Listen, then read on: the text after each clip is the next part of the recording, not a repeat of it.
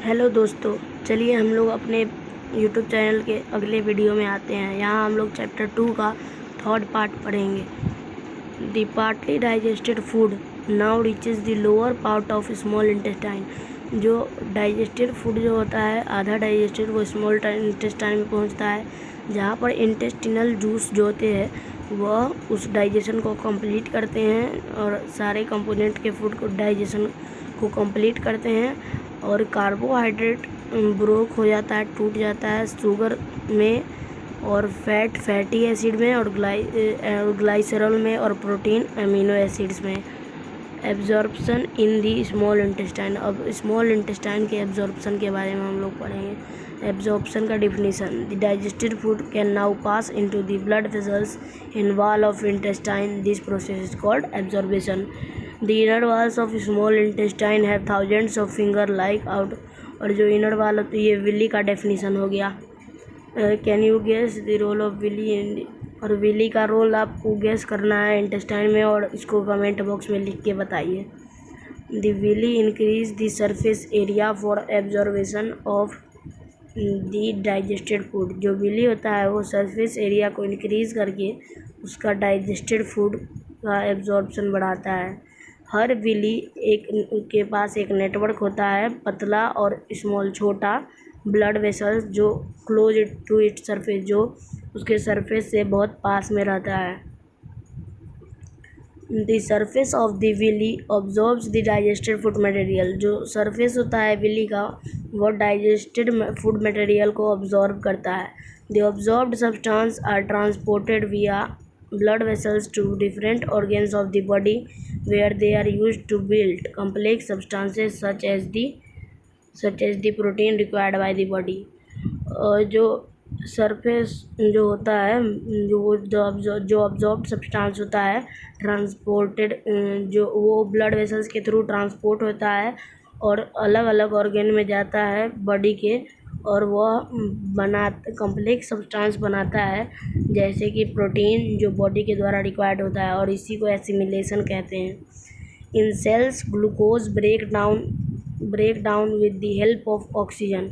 और सेल जो होता है वो ग्लूकोज को, और इस सेल में ग्लूकोज ब्रेक डाउन हो जाता है ऑक्सीजन के रूप में, और वाटर जो है, और into carbon dioxide and water, और वही कार्बन डाइऑक्साइड और वाटर में भी ब्रेक डाउन होकर तीनों में बढ़ जाता है। The and energy is release, और एनर्जी जो हमारा खर्च हो जाता है। The food that remains undigested. और जो फूड जो रहता है वो अनडाइजेस्टेड ही रह जाता है, अनऑब्जॉर्ब्ड भी रह जाता है। इंटर्स इनटू द लार्ज इंटेस्टाइन। जो अनडाइजेस्टेड और अनऑब्जॉर्ब्ड रह जाता है वो लार्ज इंटेस्टाइन में जाता है। लार्ज इंटेस्टाइन के बारे में हम लोग पढ़ेंगे। यह जो है वाइडर होता है और शॉर्टर होता है स्मॉल इंटेस्टाइन से, और यह 1.5 मीटर लंबा होता है, और यह पानी और कुछ साल्ट और जो अनडाइजेस्टेड फूड मटेरियल होता है उससे अब्जॉर्ब करता है। और बाकी जो रिमेनिंग वेस्ट होता है वो रेक्टम के थ्रू पास कर जाता है। Remains there are semi solid, और कुछ सेमी सॉलिड मटेरियल होता है। The facial material is remove through. और ये सब जो सॉलिड मटेरियल होता है वो एनएस के through time to time release हो जाता है, और इसी को हम लोग इजेशन कहते हैं। और यही हो गया पूरा डाइजेशन ऑफ न्यूट्रिशन का पार्ट बाय पार्ट। पहला हो गया एब्जॉर्बेशन, दूसरा हो गया ऐसे ही करते करते, पहला नहीं एब्जॉर्बेशन, शुरुआत से ही इनटेक ऑफ फूड, उसके बाद ये एसिमिलेशन, इजेशन, ये सब उसका लास्ट 3 पार्ट था। आगे हम लोग पढ़ेंगे डाइजेशन इन ग्रास ईटिंग एनिमल्स। जो ग्रास ईटिंग एनिमल होते हैं वो कैसे डाइजेस्ट करते हैं, जैसे कि काऊ, बफेलो, और ग्रास ईटिंग जो और एनिमल होते हैं वो कंटिन्यूसली चबाते हैं, और जब वो नहीं खाते हैं तब भी वो जो होता है ना, ग्रास को स्वेलो निगल जाते हैं, और उनको स्टोमक एक पार्ट र्यूमेन में कंटेन कर लेते हैं, जैसा कि 2.9 फिगर में दिया हुआ है र्यूमेन। और उसमें रिस्टोर करने के बाद वो वापस उसे बाहर मुंह में लाके फिर से दोबारा चबाते हैं, और तब उनका खाना पचता है। उसी समय वो निगल के दोबारा चबाते हैं, तब उनका खाना पचता है। Here the food gets partially digested and is called curd, और वो पूरा तरीके से डाइजेस्ट नहीं होता, पार्शियली डाइजेस्ट हो जाता है जो कर्ड के रूप में होता है, लेकिन बाद में फिर वह कर्ड मुंह में आता है और इस छोटे छोटे लम्ब में, और उसको बार बार वो चबाता है, उसी को हम लोग रूमिनेशन कहते हैं, और वो एनिमल को हम लोग और वैसे ही एनिमल को हम लोग रूमिनेंट्स कहते हैं। द ग्रास जो होता है वो सेलुलोज में रिच होता है और एक कार्बोहाइड्रेट का एक टाइप होता है। Ruminants like cattle, deer ETC bacteria present in rumen helps in digestion of cellulose. जो कैटल और डियर होते हैं उनके पास बैक्टीरिया प्रेजेंट होता है रूमेन में, जो उनके डाइजेशन ऑफ सेलुलोज के डाइजेशन में मदद करता है। Many animals including humans can not digest cellulose, और बहुत सारे ऐसे एनिमल होते हैं और ह्यूमन होते हैं, ह्यूमन तो सारे एक में सेलुलोज को डाइजेस्ट नहीं कर सकते हैं। Animals like horse's, rabbit etc, horse, rabbit और ईटीसी, उनको पास एक लार्ज सैक लाइक स्ट्रक्चर होता है जिसको साइकम कहते हैं, और ऑर्थोफेगस और स्मॉल इंटेस्टाइन के बीच में, जैसा कि 2.9 में ही दिया गया है। कहाँ है भाई साइकम? ये रहा, रहता है साइकम रहता है the cellulose food digested here by action of certain bacteria where is not present in humans. मतलब जो यही पर फूड जो आके डाइजेस्ट हो जाता है और वहाँ पर कुछ बैक्टीरिया रहते हैं जो ह्यूमन के शरीर में नहीं रहते हैं। So far you have learned about animals, तो आपने अच्छे तरीके से एनिमल के बारे में पढ़ लिया जो उनके डाइजेस्टिव सिस्टम में होते हैं। But there are many small organism which do not have mouth, और वैसे इतने स्मॉल ऑर्गेनिज्म होते हैं जिनके पास मुंह नहीं होता और डाइजेस्टिव सिस्टम होता है। Then how do they acquire digest food? नहीं, मुंह भी नहीं होता, डाइजेस्टिव सिस्टम भी नहीं होता, तो वो कैसे अपना फूड लेते हैं और कैसे उसको डाइजेस्ट करते हैं? In section below you will learn another interesting way of food intake, और आगे आप लोग पढ़ेंगे एक और फूड इनटेक का एक और अच्छा तरीका। तो हम लोग अब 2.4 पढ़ेंगे, feeding and digestion in amoeba.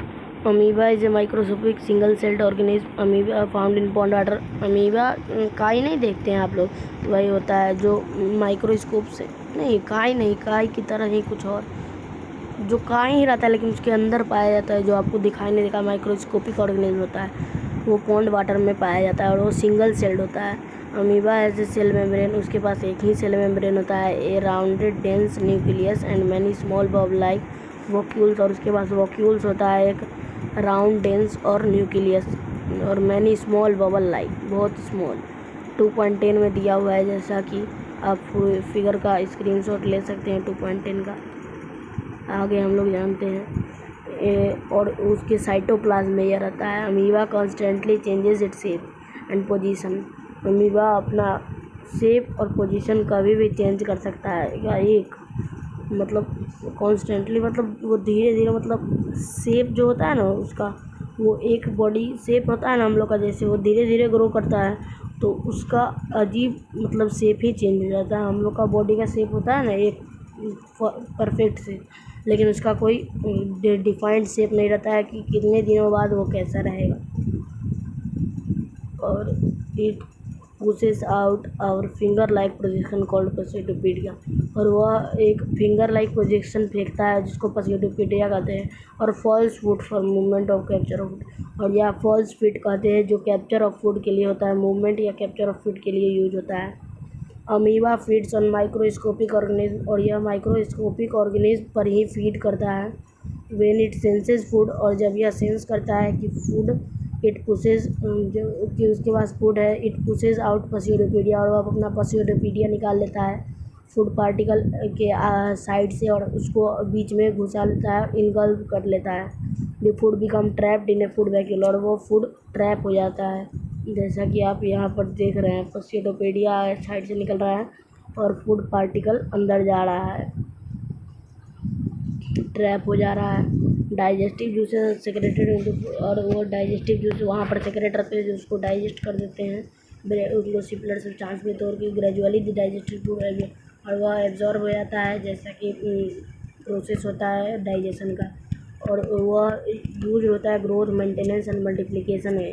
और अनडाइजेस्टेड जो होता है वो एक्सपेल्ड हो जाता है आउटसाइड बाय द वैक्यूल, और वो आउटसाइड की तरफ एजेशन के थ्रू एक्सपेल्ड हो जाता है। The basic process of digestion of food and release of energy in same in all animals. In a later chapter you will learn about the transport of food absorbed by the intestine to various parts of the body। और यह जो सेब खाना लेने का process और release of energy हो जाता है वो लगभग सेम ही होता है सारे एनिमल में। और आगे के चैप्टर में हम लोग सीखेंगे ट्रांसपोर्ट ऑफ फूड और जो इंटेस्टाइन के द्वारा एब्जॉर्ब होता है और various parts of body to the very, और जो अलग अलग पार्ट्स ऑफ बॉडी के पास जाता है, और वह अलग अलग पार्ट्स ऑफ बॉडी के पास जाता है। ठीक है, तो हम लोग अपना चैप्टर यहाँ पर ख़त्म करते हैं, और वीडियो अच्छी लगी हो तो लाइक शेयर और सब्सक्राइब करते रहें। अब हम लोग का चैप्टर हो गया है ख़त्म। ये कीवर्ड्स आप अपना स्क्रीनशॉट ले लीजिए, गूगल पर से सर्च कर करके आप लिख सकते हैं इसको पार्ट, या मैंने दिखाया था, बोला था भी स्क्रीनशॉट ले लेने के लिए, तो वहाँ से भी आप इसका डेफिनेशन लिख सकते हैं। तो बाय दोस्तों, आपका चैप्टर 2 ख़त्म हो गया।